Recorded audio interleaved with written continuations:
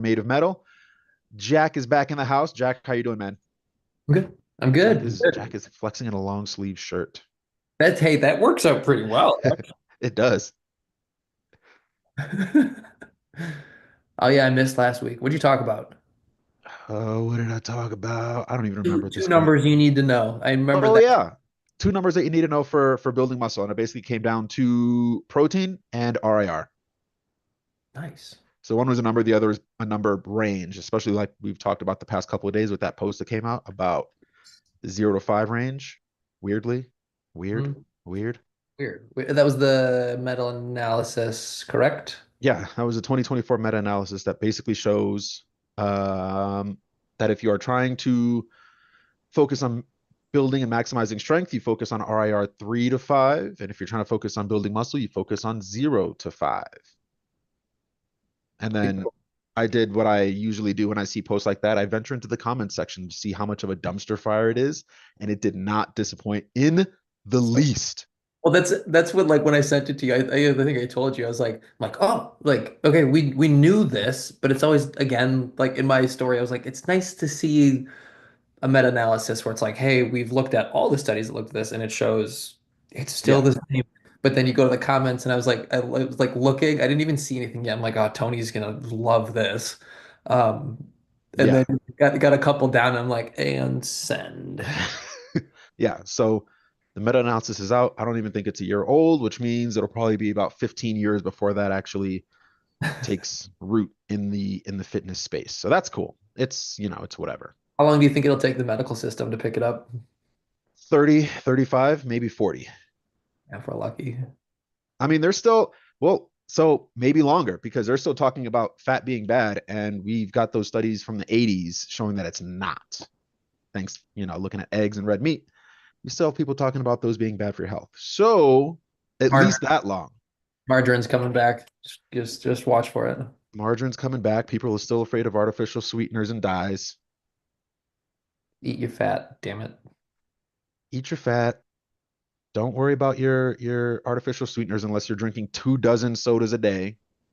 And then the artificial sweetener's still not the issue.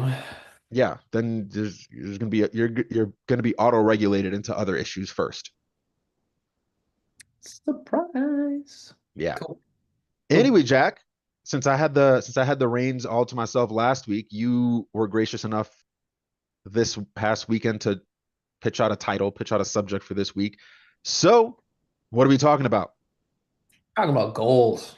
Why your goals fail. How to fix your shit so you can reach your goals. This was inspired because I had a conversation with a client where um, just kind of like they felt like they were kind of distant from what their goals were, like things weren't aligning. So we just kind of took a step back and a view from 10,000 feet. Another way to say it is we took, it's like how do you take yourself out of your container and look at your nutrition label? So imagine you're a jug of milk, look at your nutrition label. Each line is, what you're doing, what time you're going to bed, how many hours of sleep you're getting, how much water are you drinking? How does it describe you? And goals make it on there somewhere. But just kind of notice that in their mind, their goals kind of got away from them. And the things that describe who they are started to get a little messy and disappearing into the ether. So we kind of had the discussion of, there's kind of two different types of goals. I'm sure you could break it down to more, but we're just going to talk about two today. Um, but it's just kind of like that idea of, like you've probably set goals before, you've felt motivated for a short period of time, you applied yourself, and then somewhere along the way you got lost and you can't figure out why. Even when you look back at what you did, you can't figure out why. So in most cases, it's not that you're not trying hard enough. It's just like, are you focusing on the right type of goal in the moment? Um, or the right or the wrong type of goal, but and then how do you apply yourself? So that's what we want to get into today. So those two different types would be outcome goal and then process goal. And then we're going to talk about the failure points of each, how to succeed in both of them, things you might run into, and then how to set a goal that's so exciting, that's so compelling that you just want to keep chasing it.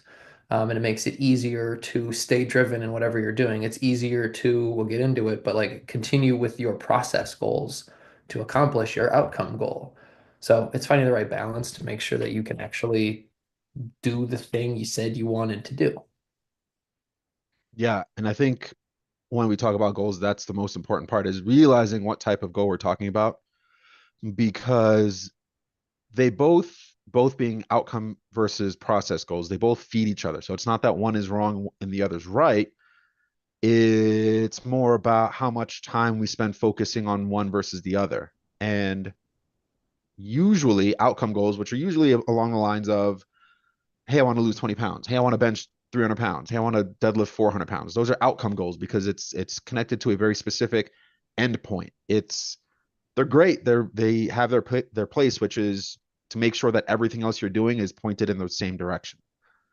Once you set that goal, it's typically beneficial to just set that and then move it to the side and make that space and use that space for more process goals, which are more along the lines of the things that you would do every day to make sure you get to that goal. So if your goal is to lose 20 pounds, cool.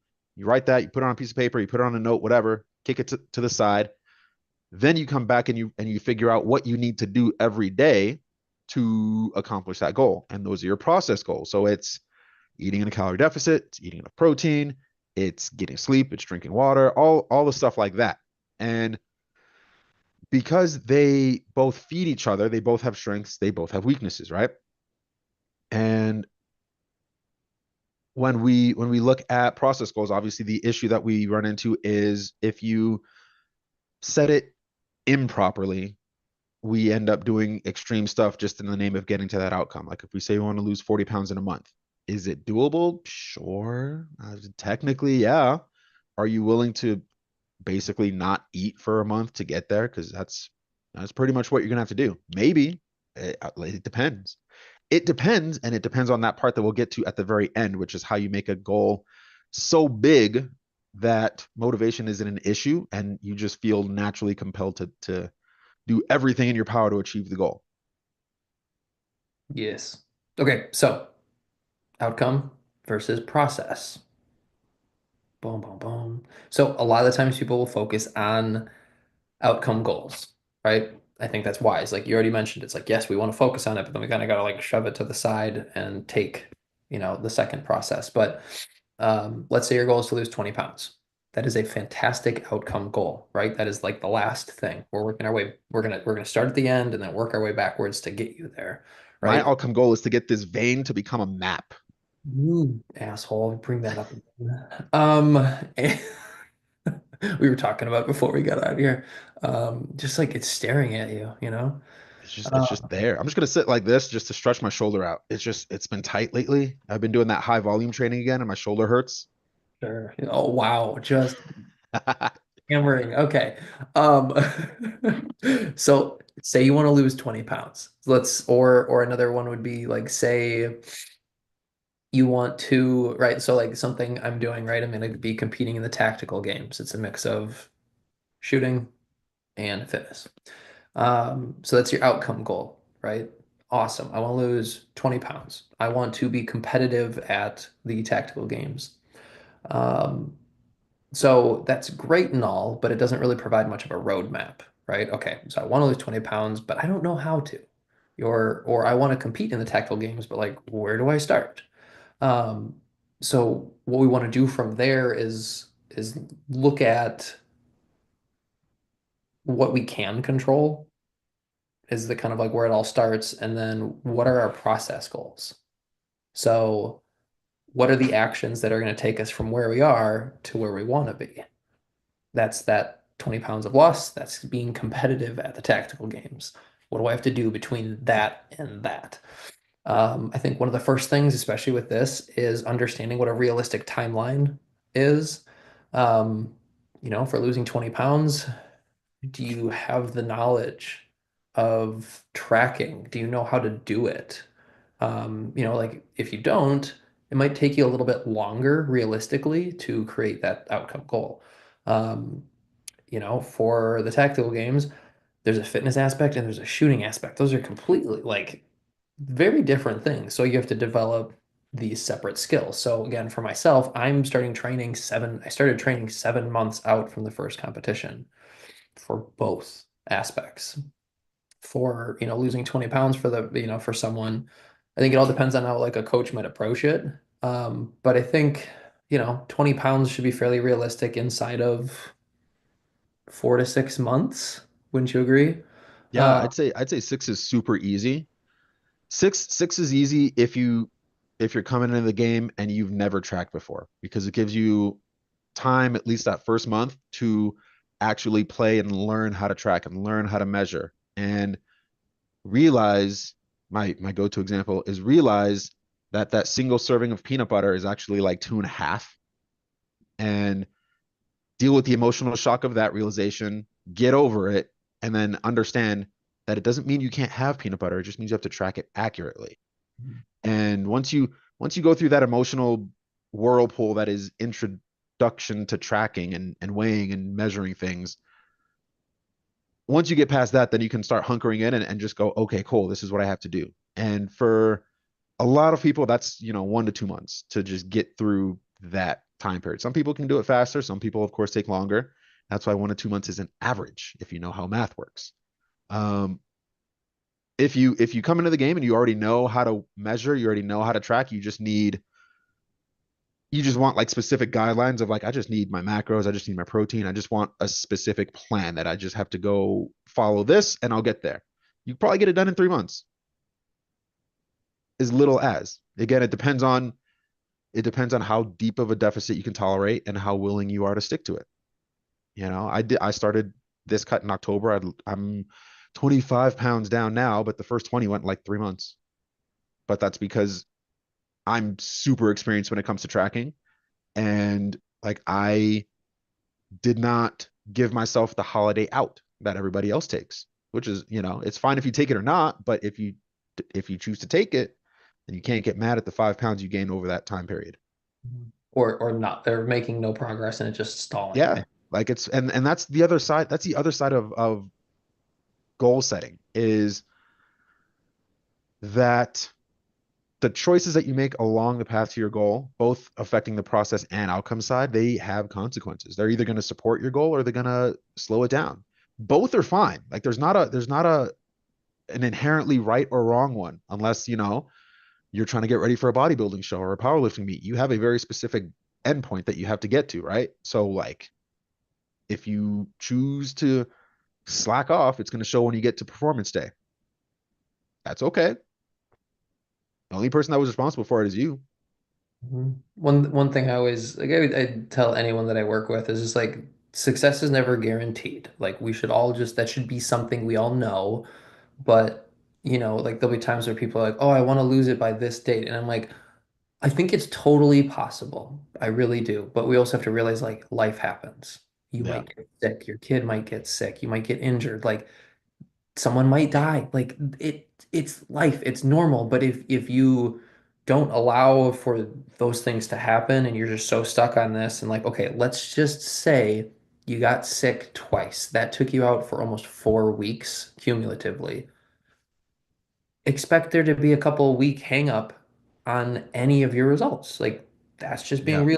realistic. There's some people that are so extreme. They're like, I can't believe I wow. It's like we basically put pause on everything, or maybe even took a couple steps backwards because of your health. What do you expect? Keep Yeah. going forward. Let's keep trudging on. Like we'll get there. You still have the skills. It's just apply it when you're not ill. I'm starting to warm up to the idea of completely removing time-based outcome goals outside of specific events like the tactical games, like a powerlifting meet or anything like that. If you don't have anything that's specific, I'm becoming more and more of a fan of just getting rid of the time domain altogether and just saying, you want to lose 20 pounds? Awesome. We'll get there. When? Depends. Because it really Depends does. It depends on the person. Are on- they gonna use the weekends as an excuse to cheat and completely thrash their diet? If so, it's gonna take longer. Are you going to still track and log on the weekends while realizing that that doesn't mean you can't eat whatever you want? It does mean that you have to put some restrictions on the quantity of the food. If Right. you're willing to do that, we can paint a better timeline. Like if we know that you are going to stick to your macros 7 days a week and you know how to track and you understand, dry measurements versus wet measurements versus raw versus cooked meat and all that. And you understand all that and you have all those finer points down. And we know from your personal pattern that you're going to stick to it 7 days a week. I could tell you exactly how long it's going to take and be pretty close because, of course, things happen like getting sick, like getting injured. But barring no distractions, we can we can get decently close, right? Where it's like you want to lose 20 pounds, cool. We can get you to lose 1 pound a week by going into a 500 calorie deficit per day. That's 20 weeks. If nothing comes up, if everything goes according to plan. The problem with that, and this is why I'm becoming a fan of removing the time component altogether, is something always comes up. Always, always, always comes up. Even for me with my like perfect cut that I've been on since October, stuff has come up. And it's changed my rate of weight loss week to week, which is fine, but I don't have a time domain on my goal. It's just like I just want to get as lean as I want to get. And there's a number to that, and I don't want to say what the number is, but I'll get there when I get there because I know that I'm doing the right process things to get there. And the big thing I don't like about the time domains is it is a breeding ground for all or nothing thinking because it doesn't necessarily start right away unless the goal is super short. But as a person gets closer and closer and closer to that goal, like if they have a 90-day goal, 90-day goal set, cool, they'll put it to the side. First 30 days will go by and whatever happens, happens. Maybe it goes 100% successful. Maybe it's 10% successful. It doesn't matter how successful that first 30 days is. When you hit day 31, you hit month two, there's a mental switch that happens in almost everybody where they're like, I got to get shit in gear because now I'm already a third of the way done. I have 2 months left. I have 60 days. I really need to get going. And that gets amplified when you get to the last 30 days, regardless of how progress is going again. Like it could be going better than the plan because they turned out to be better at tracking than they thought they were. So that learning curve is shorter. And we'll still get to that last 30 days and it's like we need to hunker down. It's like, but we're great. We actually have a margin of safety now. No, we still got to keep going. It's because we have that 90-day timeline. If you remove that and you just say, cool, we'll get to bench 300 pounds. Cool, we'll lose 20 pounds. When? When we get there. Yeah, you have to build to it, right? Yeah. That's the whole process part of things is, and I think that right that everything you just spoke to is like it helps because in the long run you just have to be consistent enough and without right like sometimes like the perfectionism like you're putting too much pressure on yourself and then you mess up and then your perfect timeline falls apart so then people sometimes get discouraged or more distracted. Yeah. So There's a small percentage of people that work well with that. They use that as proper they use that as part of their rails to be like, all right, well, I have to get there in 90 days. And they have that good relationship with goal setting where they're just like, cool, I just needed a plan. Let's go. Let's just run it. Let's just it's fine. And even as you get closer, they that switch will never flip for them, but that's a very small percentage. And likely not going to be the people that are listening to this because they already have their goals taken care of. They don't need help with goal setting because the reason that they're that good is because they've been doing it for years and years and years and decades. And so they're no stranger to goal setting. So they already get it. they've already figured out all the trial and error. They've been really consistent and they found what works or what consistent enough looks like to meet their outcome goal. Yeah. Uh, And which is they know what's a realistic timeline for them for any goal. For like if it's a work project, they know, cool, this will take me this long. When I give my projection, I'm going to add in like 20% just in case life comes up because they understand that like you should just pad your estimated timelines anyway. That way, if things come up, you have time and mental space to handle those things and then come back and still get things done and honor your original agreement with whoever it was, boss, coworker, team, anything. so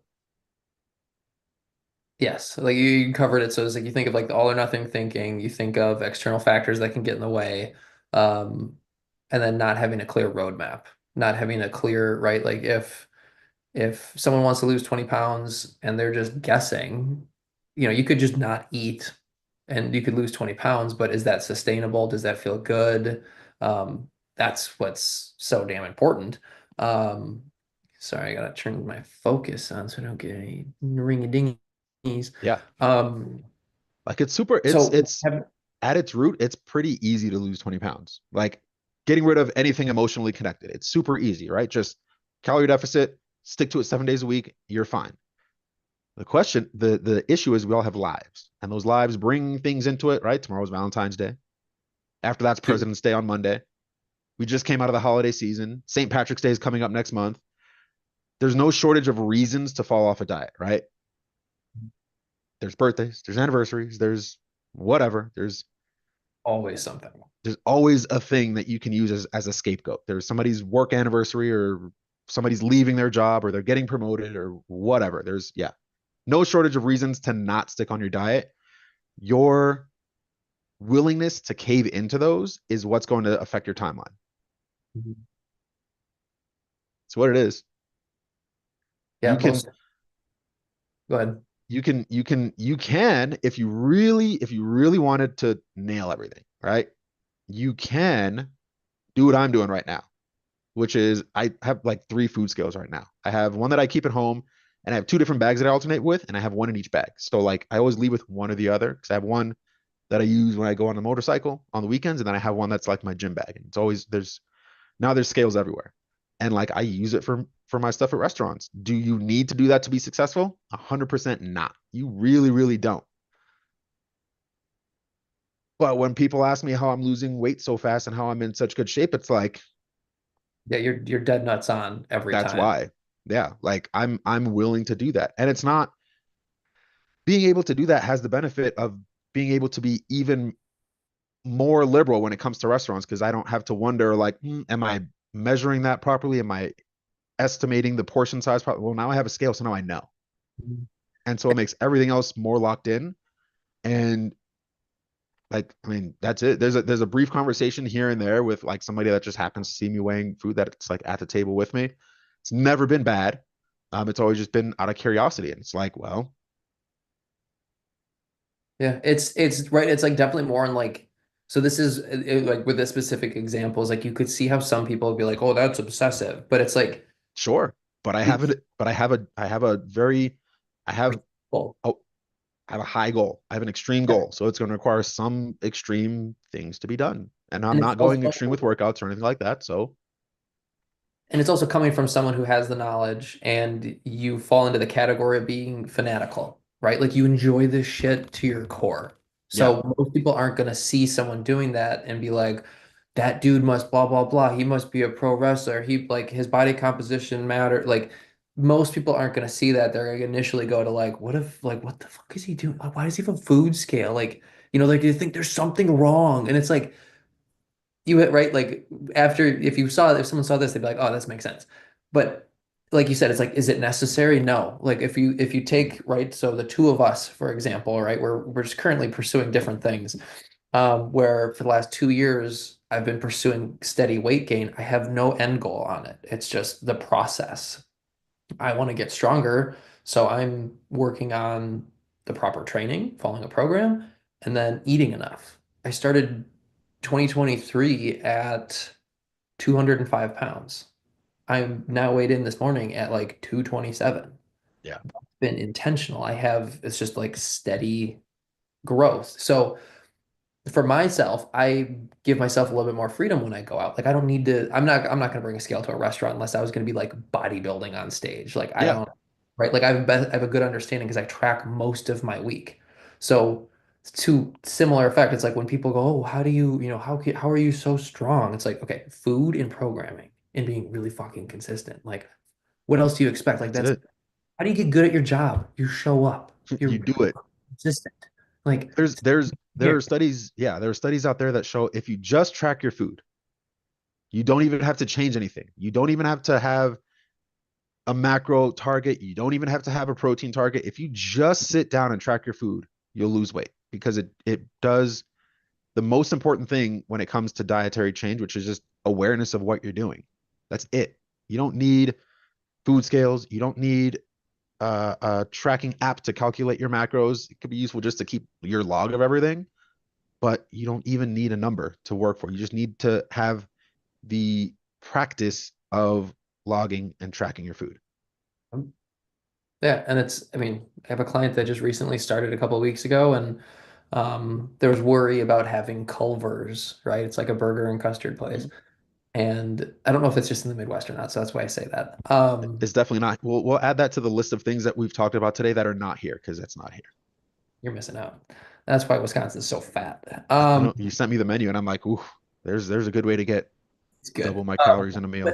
but I have a client who, like loves to go to Culver's and was kind of worried about going out. I'm like, no, like pre-track it. We'll figure out the rest of your day and all that kind of stuff. And sure enough, everything came into place. But even this past week, I just touched base with her this week, but she had Culver's earlier in the week, and it was like, whoa, I didn't realize how many calories were in there. Everything was set so like they could fit for Yeah. sure day, but it was just like, whoa, I didn't realize like how much that caloric load that carries. So I wonder Hmm. when I go out to eat other places and I think I'm making the better choice, am I really? Yeah. And that was like the haha moment where it's like you just have to keep being mindful. Like you can play the menus if you pre-track accordingly. Once you start to understand the flow of things, it starts to make more sense and you can still work those things in. Yeah. This is something that I've noticed and I've suspected for a long time with restaurants. And I think even some people talk about it. This is something I've noticed since I've started weighing things in restaurants. So I went to a Americanized Japanese type food place on a Sunday. Had a little lunch date and got the like two protein bowl. It was steak, chicken, and rice. So I weighed the steak, weighed the chicken, weighed the rice. Um, and then I went to go log it all. And what I do is I go find out what the serving is and compare it with what I was actually served. So the serving of rice for the bowl that I got was 10 ounces. Not bad. The serving of rice that I got, as verified by the scale, was 18 ounces. A heavy hand. So it was a really heavy hand. And that's pretty typical, especially with rice, because rice is cheap. And so the thing that I'm realizing is even if this is why I tell a lot of people when you go out, just track 1.2 of everything because of general heavy-handedness from people. And so, because even if you just track just one serving of everything, you're still gonna end up, you can end up considerably under what you actually were served and what you actually ate. Now, again, that's not necessarily a case of me trying to tell people go outweigh everything. You can if you want to. I'm a fan of it. I was hesitant at first, but I've become a big fan of it. So I'm going to be doing it for a while. But you really don't have to, right? It depends on how often you eat out too. Because if you really just eat out once a week, once a month, that overage really isn't going to matter a whole lot. But if you're going out to eat every day, that extra 20, 30 or so percent is going to add up really fast. And this is so basically what this all stemmed from, right? From you taking like, weighing something out at dinner is it's like the process, you have your outcome goal, which is a certain weight that you're not disclosing, but it's going to be a, body fat percentage of sexy AF. Um, Hmm. it's to the point of a process goal can fail if it's too vague. Where yours is your outcome is specific and your process is extremely specific. So the likelihood of you reaching your outcome goal is a hell of a lot higher and your timeline moves up a lot, right? You don't have Yes. an end goal, but it like all of a sudden it's like it's not in the distance. It's like, oh, when I look How, forward, I can see it. however, the blind spot of that is being this extreme can also lead to failure if you aren't willing to have those conversations with people because you're afraid of getting judged by people around you Sure. because the comments about being obsessive, right? Or forgetting scales or anything like that, or whatever can happen, right? If you're afraid of having those conversations with people because you don't want to explain why you're doing what you're doing, one, really have a sit down and question your goal. So, like, how important is your goal to you that you're going to let somebody else's judgment get in the way of it? Um, but if you're not there mentally to be able to have those conversations with people, then being as specific as I am is also going to leave you just as likely to fail as being too vague. Because in either case, you're moving into a territory that you really can't operate in. You can't operate in the vague because you can't. It's not clear enough to actually see what direction you want to go in. You can't operate at that level of extreme because you're not willing to actually do what you need to be there. So in both cases, you still end up not acting, but just for different reasons. One is you don't know what to do. The other is you're afraid to do what you want to do because you're afraid of being judged. So again, it comes down to find where you can act Mhm. wherever it is and then act. Yep. Typically, more specific is better, and find where what's most specific, but also most workable with your lifestyle. And that's where you find that level of consistency, those habits that you can routinely stick to. And then that's kind of what you form your day around. You make sure you influence your environment appropriately, your relationships to match that level of consistency. And then all of a sudden, you have that forward momentum and you can continually see progress, right? And like you said, you have to track the data. If you don't track these things, how do you know where you are? Yeah, you have to be unemotional about the data, which a lot of people struggle with. Mhm. It's really like that's another part of it. You have to be. This is the same thing with weighing yourself daily. A lot of people get really irritated about weighing daily, and it's because they're emotional about the number. And it's like it's just a number. It doesn't it doesn't define like you're not a failure if the scale goes the wrong direction for 1 day, 2 days, or even a week or 2 weeks or anything. It's just data. The more of it that you have, the better you can reorient and make sure that you are changing what you need to go in the right direction. Mhm. But if you're not going to measure because you're emotional about the numbers,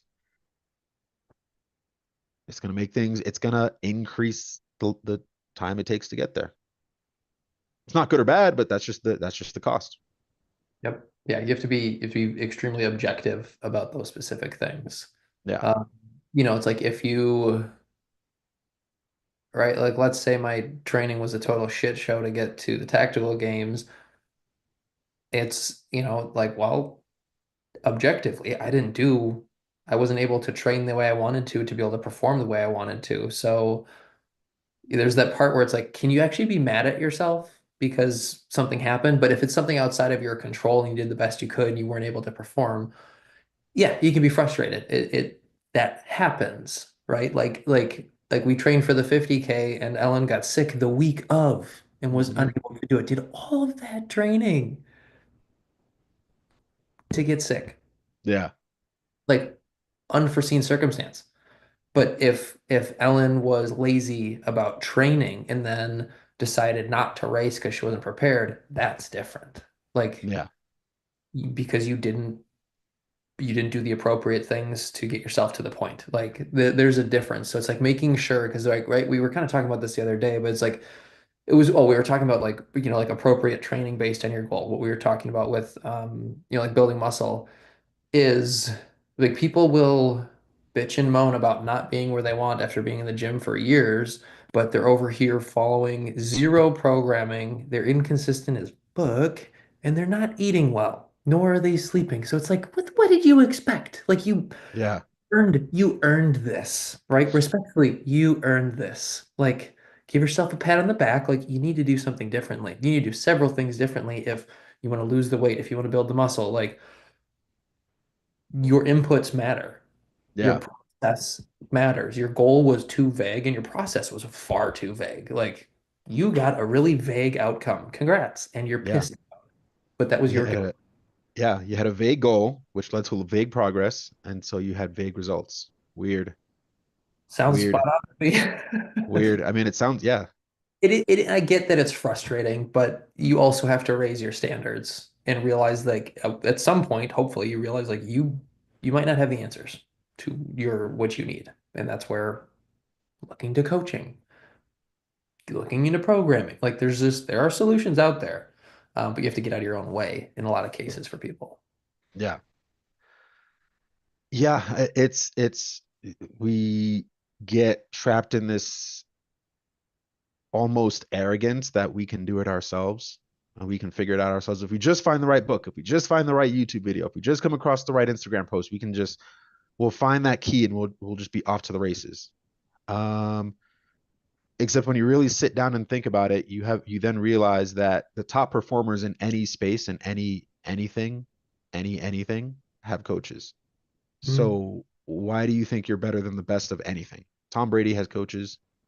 Aaron Rodgers has coaches. Max Verstappen has coaches. You Serena do. Williams has coaches. Gary Vee has coaches.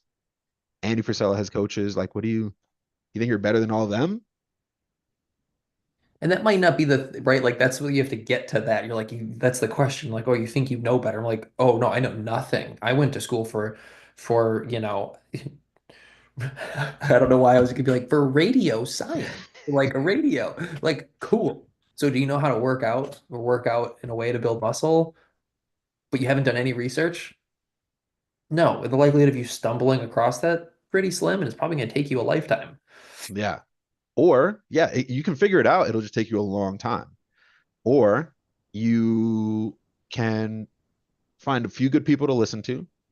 And what that'll do is it'll take that learning curve and it'll shrink the hell out of it. It'll make it super shorter. A lot of times, the easiest way to shrink that is to pay for somebody. This is why I have a business coach. This is why I have a lifting coach now. This is why I have a wrestling coach. Can I figure out how to do pro wrestling on my own? Probably. Am I going to get hurt a lot more? Absolutely. It's going to take a lot longer. Yeah, but it's no coincidence that when I switched to a different wrestling coach last year, I had the best year of wrestling ever for me. Switched and I had a better coach that was more in line with what I wanted to do. And like that's part of the learning process too, is like you make those jumps from different coaches. You find what works for you in Yeah, your application and you run with it and you create consistency. Wild. So yeah. I think But it's people kind of like don't want to, and this is like personal experience, but you don't want to try and fail. You don't want to like get a coach, invest money, invest time, invest effort, and then it still doesn't work out.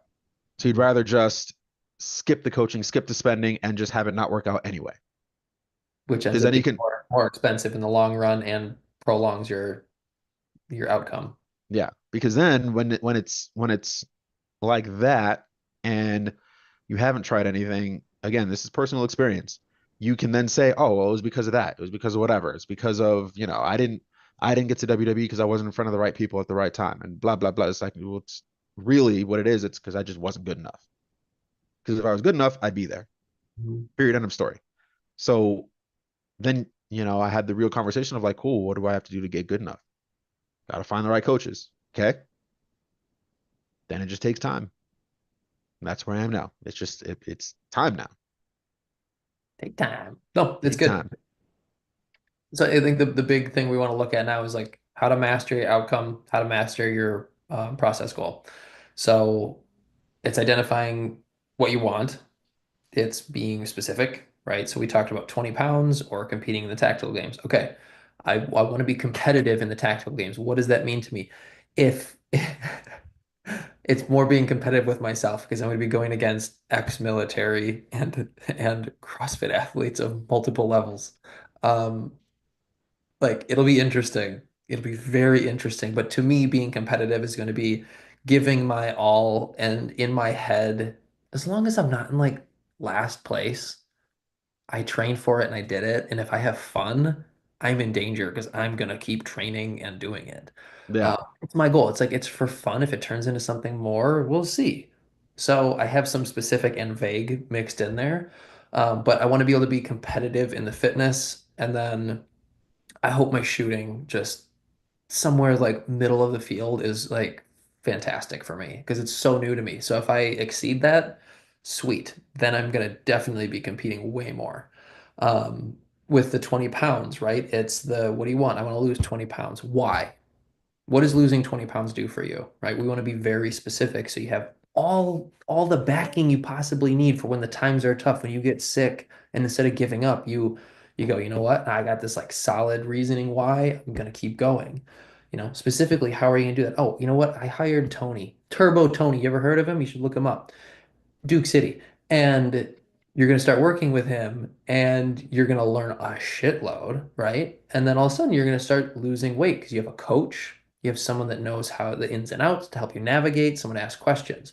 Cool. We've been extremely specific in what we want for our outcome, extremely specific for what we want for our process, and is our outcome goal time bound? Do we have something, do I have a vacation in 6 months that I just want to be shreddy spaghetti for? That's not unrealistic. Right. Okay. Like depends on the person. Like what's your starting point? Um, if it were me personally, we would crush that, and we might do that someday. But if you are like, if you have over 100, 200 pounds to lose, like it's probably wise to extend that a little bit. I know Tony would be up for the challenge, but we also want to, you know, be realistic. We want to be smart. We want to be healthy about all of it. Um, but making sure that what your goals are, and if they are time bound, that they are realistic in some sense. Because if I come to Tony and be like, "Hey, dude, I leave for Mexico in 3 days. I'd love to lose 20 pounds," you're gonna laugh and be like, "Dude, call me when you're back." No, what I would do is I would just lean into it and I would just be like, okay, cool. You want to lose 20 pounds? Let's multiply 20 by 3,500 because that's how many calories it is in a pound of fat. And then let's figure out how to get you to burn that many calories a day. And then you cannot eat for 3 days. And then Oh, I will present that plan and be like, this is what you need to do to lose 20 pounds in 3 days. Do you want to do that?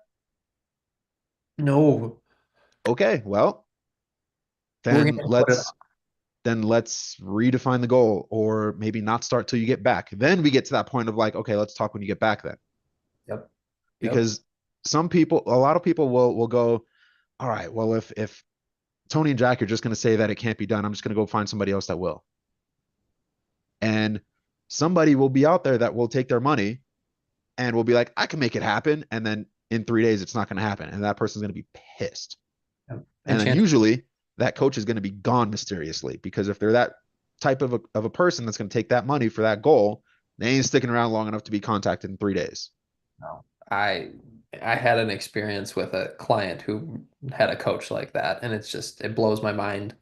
Um, yeah, no, if you got to trust your gut.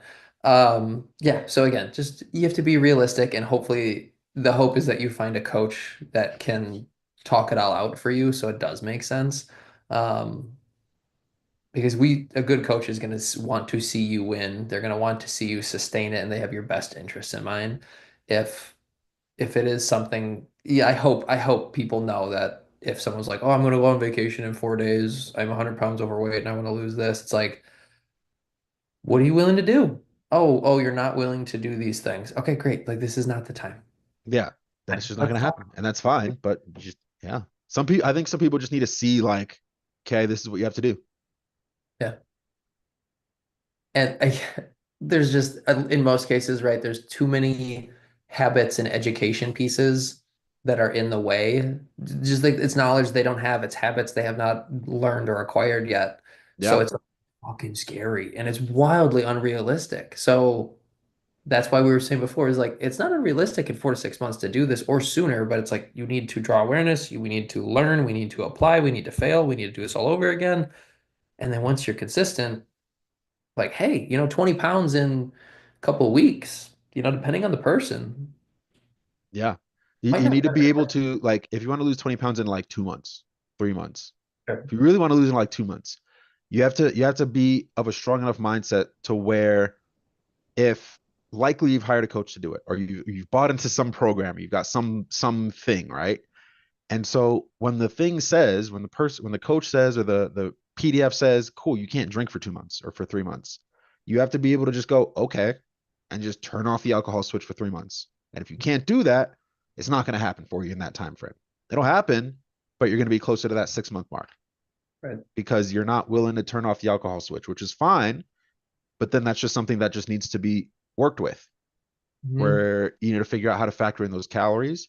You know, figure out how to in a lot of cases rein in your drinking at least and just become again ultimately just become aware of how much you're drinking and realizing the amount of calories that brings and how that can trash your workouts for the next day or the next couple of days. It's going to wreck your sleep, it's going to kill your energy levels.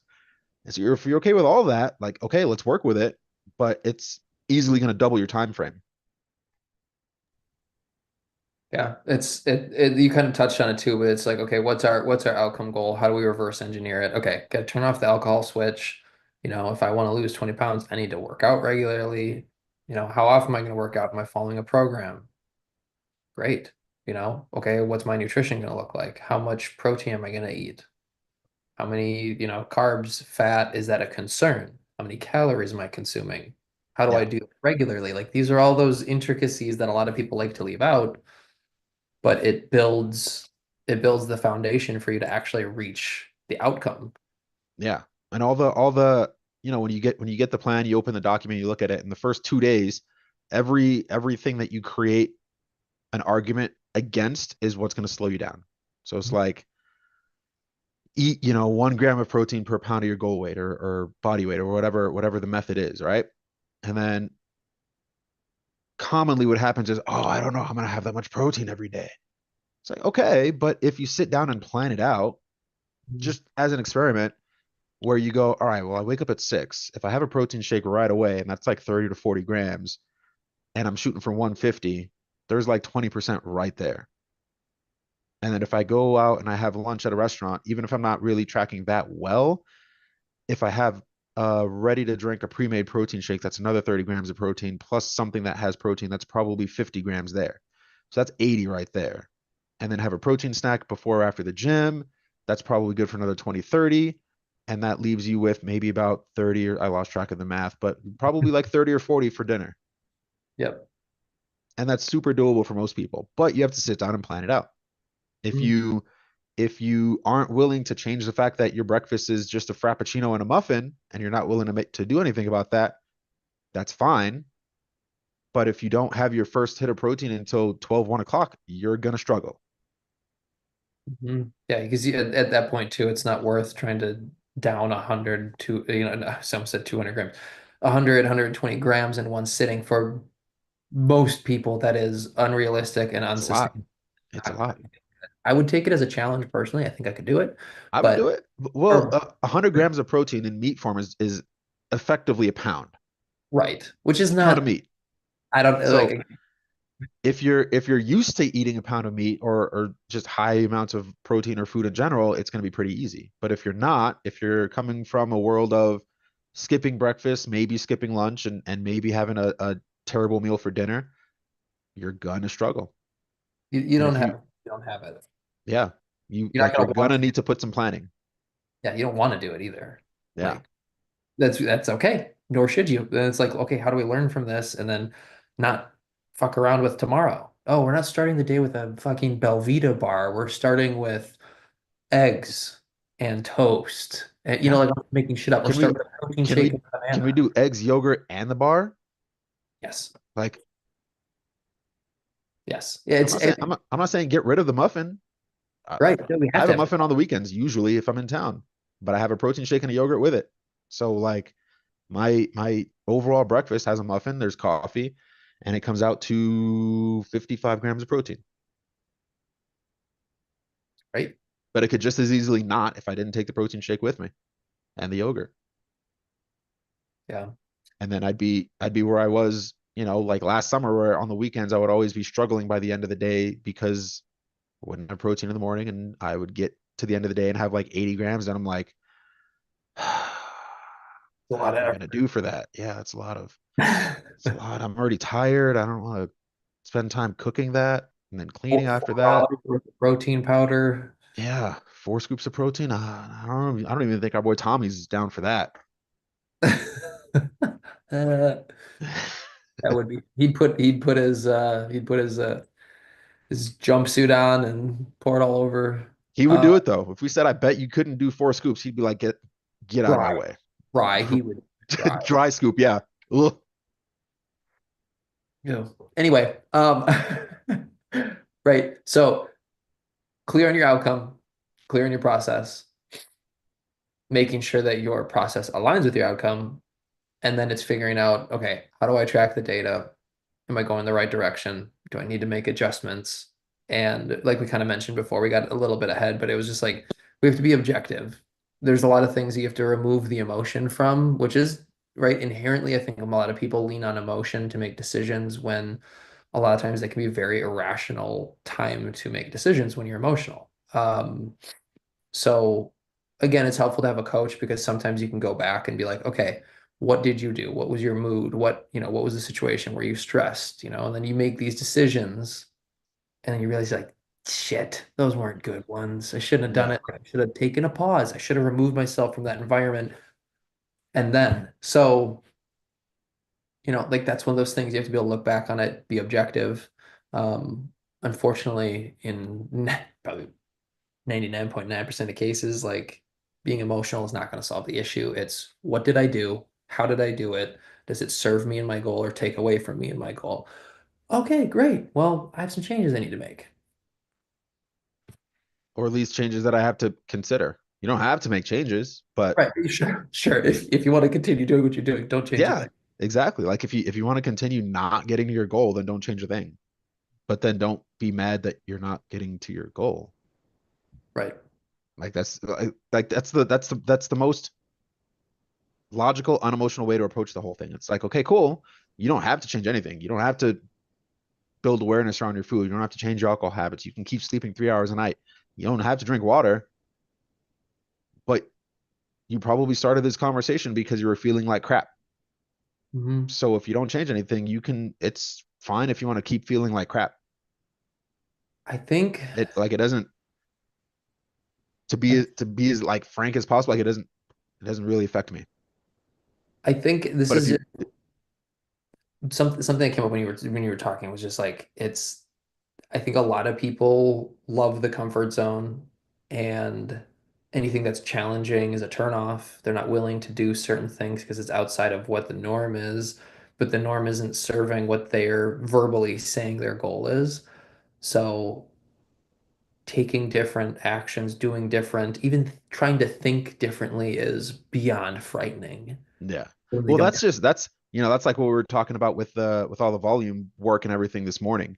Yeah. And I mean, really, that's just the way the brain is designed to work. So you have to almost fight against and re-coach the brain itself because the brain is designed to understand that as humans 10,000 years ago, before cities, before civilizations, we couldn't hack life alone. Like if we got cast out of society, the likelihood that we were going to die soon goes up dramatically. And so we didn't really want to do anything that would upset and jeopardize our chances of staying in the society. So we would just fall in line and just follow the common grain just to fit in, basically. The issue is that was like 10, 15, 20,000 years ago.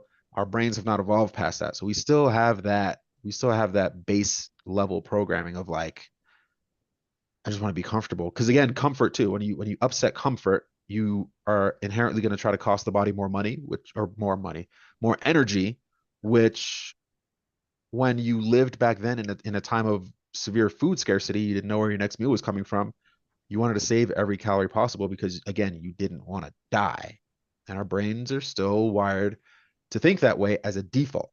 And so if you don't do anything to address that, you'll constantly be pulled by the common wind and it'll just keep you comfortable, it'll keep you safe, and it'll keep you around known environments, known people, regardless of whether it's harmful or not. And I think what you see too is like the people that are willing to put themselves in uncomfortable situations more frequently or challenge themselves, they don't question, like it's not as difficult for them to take on it. I'm it's kind of like I'm like thinking in circles, but it's like you do hard things, it becomes easier to put yourself in uncomfortable situations because when you put yourself in uncomfortable situations, you're asking your body, your mind, your actions, all these things to adapt. And that's where you see change. Yeah. Well, the brain learns what it's exposed to eventually. It learned like once it's around something long enough, it just accepts it as normal. That's why if you look at, people that are this is well outside of our general topic, but we're not really giving advice on this. But if you look at people that just go from like one trash relationship to the next trash relationship and they're always in like the same problems, it's just a different person every single time. It's because they're used to that certain level of whatever. They're used to that level of chaos. And so even though it's bad and even though anybody outside is like, that's terrible. And even sometimes when that person is outside of it and they're like, wow, that was bad. I never want to do that again. They still come back right into it because that's their norm. And when you look at the hyper successful, their norm is being challenged. Their norm is putting their body through and their mind through hell. And their brains have switched to understand that, like, okay, I can survive here. I've adapted to live here and I can survive here because I've been here enough to know that I won't die like I thought I would. And so, like with everything else, it's just a matter of practice and reps. They've done it enough times that they know that the likelihood that they'll survive again is pretty high. The first time I did a swanton bomb, I was terrified. Now, I don't know, hundreds of reps later, I'm like, "Oh, okay, cool, let's go." Yeah, repetition, finding your way, finding your consistency. I think it takes trial and error, right? It does. It takes trial and error. More importantly, to highlight, it takes failure. Like Mhm. you're doing something new. You will fail. Ask anybody that's learned how to drive a manual transmission. They've stalled their car. It Agreed. happens. It just happens. I've fallen off the top rope doing a swanton. It happens. You learn very quickly, and the hope is that you learn very quickly in those situations. You Yeah, know, that's only happened once. You learn real fast. sorry, I got a barking dog. Um, but yeah, it's like again, we what we want to lean on to is like when we get to this point is what are the things that are going to keep us driven, or people might say, like what are going to keep us motivated? Um, we just talked about this the other week, but I think just probably 2 weeks ago, or yeah, 2 or 4 weeks ago or something. One of the last times you were here as a guest host. wow, 2 weeks ago. Yeah, it's just like motivation is fleeting, right? It's the kindling to fire where you want more logs, which is your drive and your persistence and your arguably your process goal. Um, it's like motivation's unreliable. Yeah. Anyone that's done some fat loss challenge, anyone that's done some, you know, If you've made it 2 weeks through a 3 week fat loss challenge, you know that motivation is fleeting. yeah. And there's possibly something else going on with the process of everything. But Mhm. you can do something for a short period of time. Congrats. But then you start realizing like, oh shit, this isn't sustainable. You might not think that right away, but that's what it is. That's why you fail. Yeah. Uh, but again, your goals and the process were not aligned. Your outcome goal and your process weren't aligned. Um, Well, the other part of it too is there wasn't really a strong enough why to achieve the outcome and be willing to sacrifice in order to make the process happen. And so what happens a lot of times is people will come in and they'll say, I want to lose 20 pounds. Well, why? I just want to look better in this dress. Okay. You'll get there. You'll get there, but you're really not going to sacrifice a whole lot to get there. And that's fine. It's just going to take you longer to get there. That's okay. In contrast, one of my good friends had a big health scare recently. And since he got out of the hospital and he got cleared to start being active again, you can't get him to not be active to improve his health because he's now moving like his life depends on it because it kind of does. And so, we talked. I gave him some macros, gave him an exercise program. I don't have to worry about him doing the workouts. I don't have to worry about him hitting macros. He sends me the report every day without being asked of like, this is where I am. Or he'll ask me more in-depth questions of like, does it matter what the ratio is of carbs to fat? And of course it doesn't. So like we've had that talk. We've had talks about creatine. It's like now he's prompting all these questions because he has a strong enough why to get in shape, which is he wants to live and be there for his family. It's not just about looking and feeling better in a t-shirt. mhm. So when you have a deep enough a why, a good enough reason, motivation, you don't need it. You have the motivation. It's the why. The why will pull you through anything. It'll pull you through walls if it's strong enough. Yeah, and But it's first looking good on nature. a boat isn't really good enough for most people. No, you'll do whatever it takes short term, but long term, you're gonna fall off. And you see it. I mean, and you're in the same boat too. It's just like the older we get, the more we see people that we've known in the past that had, maybe more just goals for purely aesthetics, and it never lasts because they're chasing something that's ultimately fleeting. Yeah. It doesn't come as fast as they want. It's not as easy as they thought. How It's long is hard to find a a groove. social It's life? it's all that stuff. Well, if you didn't go to the gym 5, 6, 7 times a week, you would have room for that's a conversation for another day. Yeah, that's another podcast. That I like Um, that. but yeah, it's there's all these things about what people think they have to do, and so they'll try to do everything all at once, and it's like, well, your why is not strong enough, so you're not going to be willing to do everything. You'll probably be willing to do it for a week, and then it'll get harder as motivation starts to fade because reality sets in. And without that why, you start drifting away from the workouts and you start drifting away from the diet and you start drifting away from getting to sleep at a good time. Something else that we've talked about too is like making sure that whatever your why is, like it aligns with your identity, it aligns with the goal. Because Yeah, like that is deep. Like you said, is like all this surface level stuff is fleeting. It does not last long, nor is it a good enough reason. And I think something we talk about a lot too is like, what are you willing to sacrifice? Because if you want to get to certain things, it's like drinking is not going to be conducive. Sure, we can watch our calories, but it has other effects. You know, choosing the healthier thing when you go out to the restaurant, yeah, it helps, but is it like, is that enough? Is it specific enough? Oh, I'm going to track 3 days a week. This is my goal. I want to get here by this date. Like, awesome. That's not good enough. Like, that's what are you that's willing to that's less than sacrifice? 50%, by the way. Like, Right. okay, Like, what are you willing to sacrifice? Oh, you know what? I'm willing to bring this scale. I'm willing to sacrifice people giving me weird looks when I'm at the restaurant. And I think, like for most people, it's like learning to absolutely not give a shit what anyone else thinks. Like some stranger you're never going to see again. Like, you're really going to let them affect this goal that you have. Like, yeah.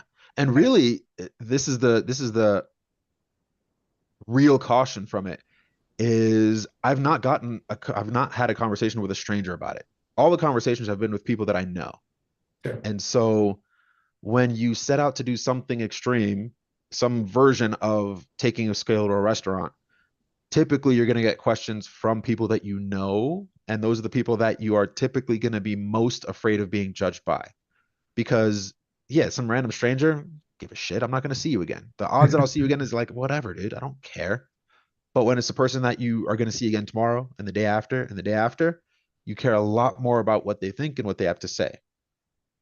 Whether or not you should, it's a different conversation. I tend to think probably not, unless they are where you want to be.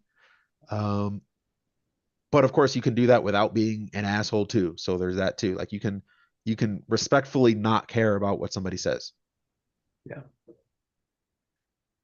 Yeah. It's most people are, like I said, it's like most people are not willing to do the hard thing. Most people are not willing to make the sacrifices necessary. Most people. Yeah, There are people that, like you can start making some sacrifices and you start seeing some progress.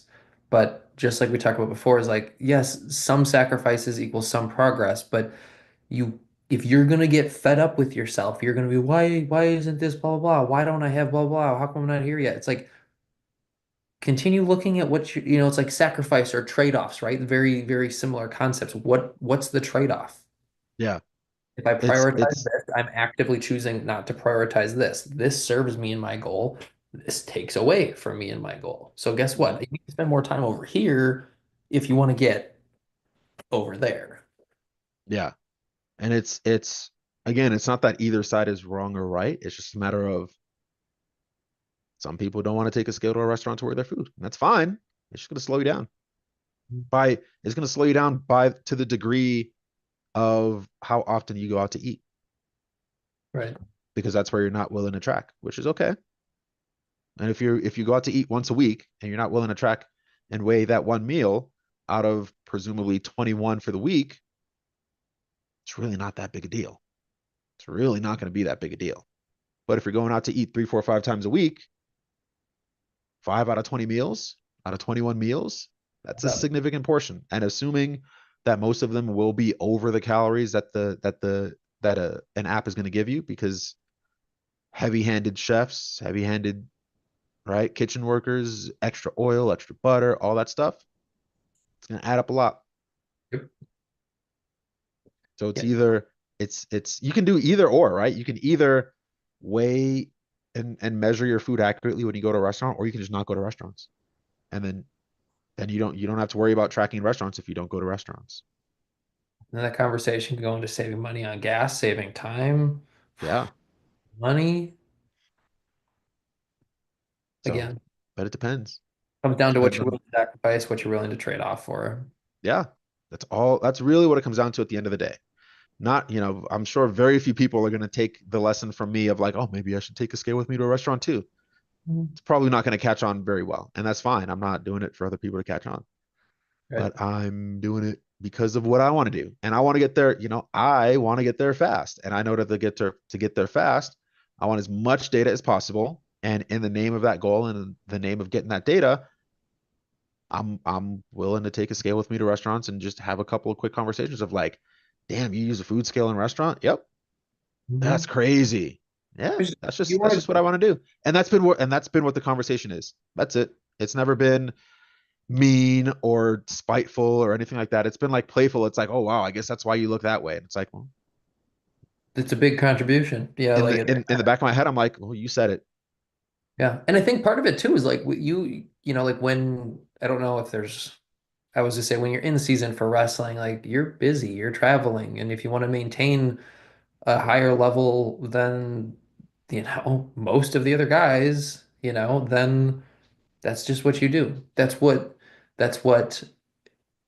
professional, right? A lot of maybe not, it kind of depends, but like professional athletes will have someone that's making food for them. It's more specific than going to a restaurant. You look Yeah. at someone like And the uh, athlete doesn't have to wait and track it because they have the chef do it for them. right. Because it's their job to make sure that they're giving the athlete exactly what they need for their goal. So like the athlete can just go do the thing. They can just go swim laps. They can just go practice whatever the sport is, and that's all they have to focus on. And then when it's time for their meal, chef shows up. Here's your meal. Done. You don't have to worry about calories. Somebody else is taking care of that for them. It's all accounted for. Yep. It matters a lot. So it's just like what game do you want to play? How quickly do you want to get there? Tony wants to get there quickly. He wants to play a very specific game that some people may not like. I know I don't unless you and Danny and Taewoo and Sam or something were like, dude, let's see who can get the most shredded in this many more. Like I might do it then. But like any other time, personally, like I don't need to bring it to the restaurant. I'm just gonna make a smart choice. And I also know that every other single meal was made at home or is accurately accounted for. So there's one day of like potentially higher calories. Like my average is immaculate. Yeah. It's a wash. Right.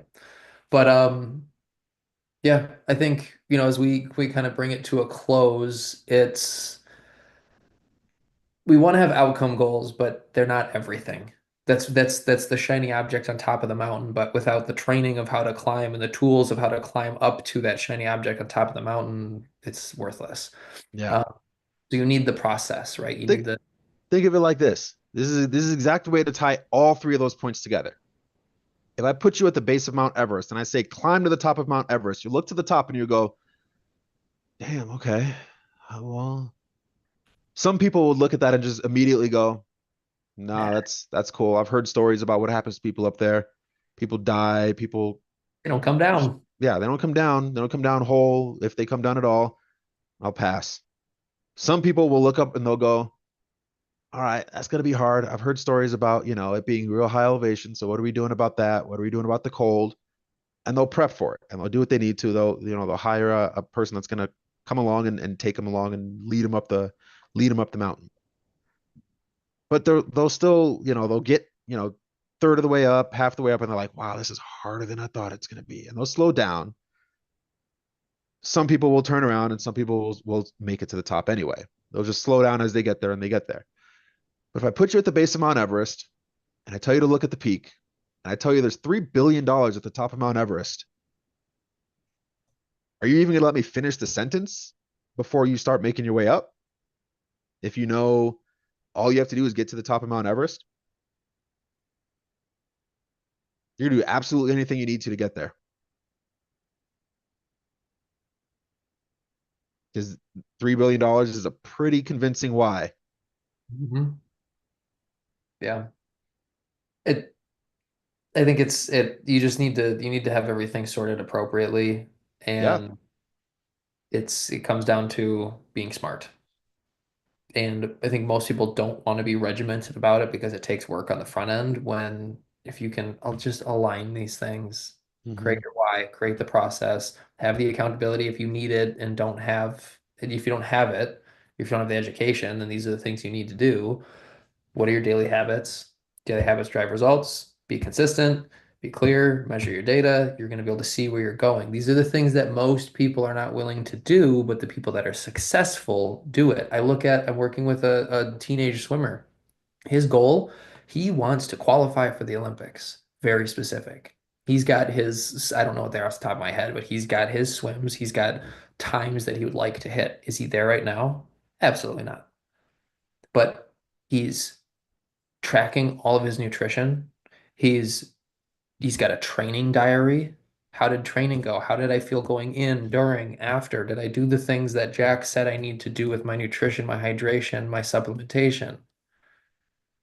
Did I do my homework? How did I feel? Like he's tracking all of it and we have all of this data. It's all of the boring work that most people aren't willing to do, but I guarantee this kid is going to be wildly successful because he's tracking it. I know Tony's going to be wildly successful because he's tracking it and he's very, very consistent and he has coaches. He's got people around him that are going to hold him accountable. These are the things that most people aren't going to Yeah. do. Because Like it's boring too. Like really at the end of the day, like it's not it's not super sexy. Like if you go to my Instagram story Monday, Wednesday, Friday mornings, you can see the exercise that I do in the gym.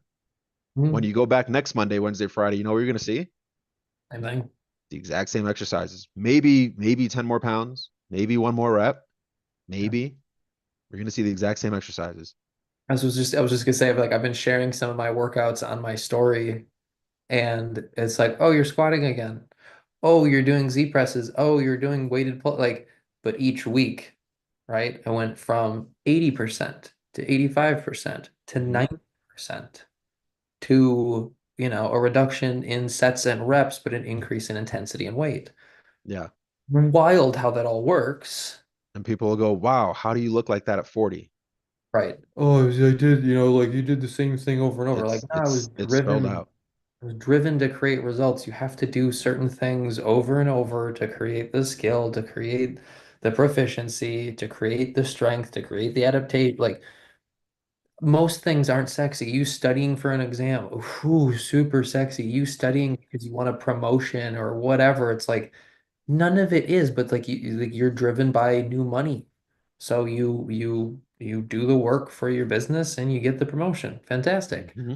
Is no different. It's just a completely different application that arguably might take longer and takes daily consistency multiple times per day. So again, it's like you have to build the system. Just like you built the system, you went to school, you got educated, you got a job, you got experience, you got promoted, you quit, you went to a different job that had more money, blah, blah, blah. It's the same thing. We're just creating systems that allow us to progress with our body, right? Is it an aesthetic goal? Is it a health goal? Is it a performance goal? If you don't build the system, you don't have the goals set out appropriately, your outcome and your process, what do you Yeah. expect? And that's seemingly the one thing people never look at when they figure out why the 13th diet didn't fail. They'll look at themselves, they'll call themselves failure. They'll look at the specific program or the diet they did and they'll call that a failure, but they'll never look at the system that they put in place or just didn't put in place and consider that maybe because they didn't actually put in any sort of structure around their goal and around the program and around the diet, that maybe that's why it didn't work. And if you build that first, if you build that system and that structure, then what you'll find is almost anything will work.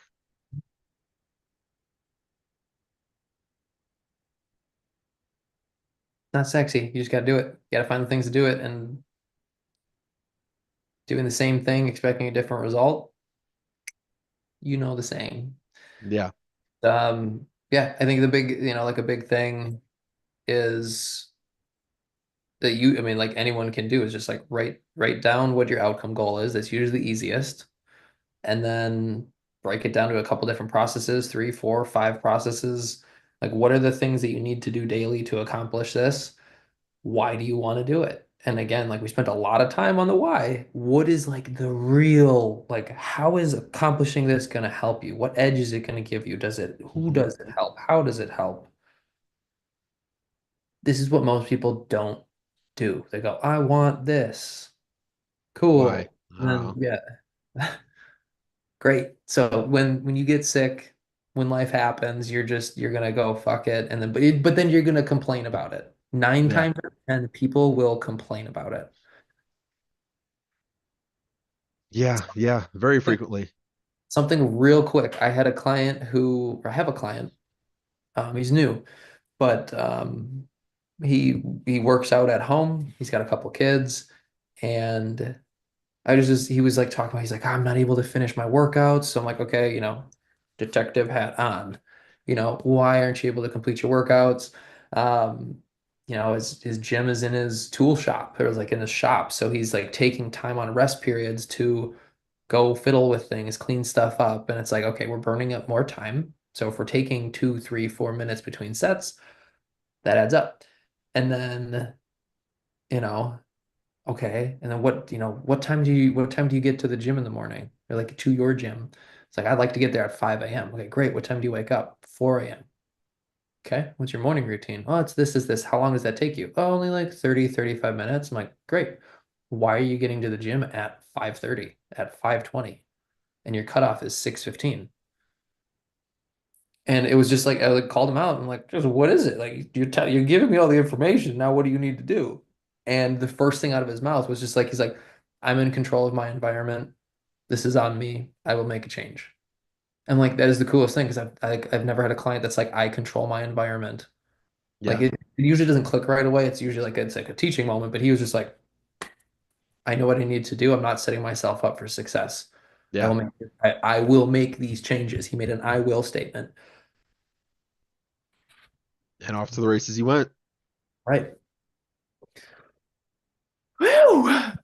So if you want to win, outcome goals need process goals need outcome goals, and you can't have your head up your ass. Otherwise, you won't make it anywhere.